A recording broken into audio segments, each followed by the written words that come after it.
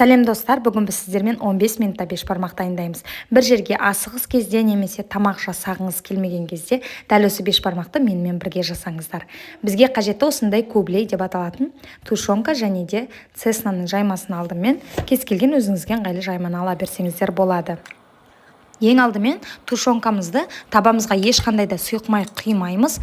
Бірден табамызға салып, астын қыздырып қатты отта қайнағанша күтеміз. Содан соң бірден пиязымызды, мен осындай күлгін пиязды пайдаландым. Кәдімгі ақ жуаны да пайдалансаңыздар болады. Жартысын ғана осылай ішіне салдым, ал жартысын сыртына әсемдеуге алып қалдым. Келесі кезекте шарашаға салқын су құйып, осы қамырды жақсылатып жуып алдым. Сол кезде қаншама артық крахмал мен ұндары судың ішінде қалатын болады, және сіздің жаймаңыз кәдімгі қолмен үйде жасалған жайма секілді өте жұмсақ, әдемі болып шығады. Жақсылатып салқын суға жуып алған соң, бірден жаңағы қайнап жатқан тушенкамыздың үстіне саламыз. Мен тұз бен бұрышты салуға ұмытып барады екенмін. Міндетті түрде тушенканың үстіне дәміне қарай тұз және бұрыш салуды ұмытпаңыздар. Енді үстіне біздің жаңағы қамырымызды саламыз. Негізінде бұл тағамды сіздерге үлкенірек қазанға немесе кастрөлге жасауға кеңес беремін. Сол кезде қамырыңызды араластырып тұрған ыңғайлы. Мен табаға істегендіктен сәл араластыруға біраз ыңғайсыз болды. Енді үстіне қайнап тұрған ыстық суды құямыз.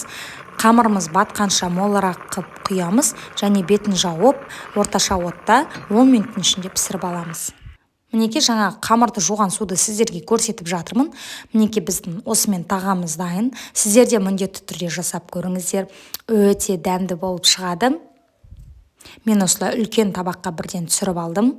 Қамыр жабысып қалмас үшін. Және арасын осылай шанышқының көмегімен ашып жібердім.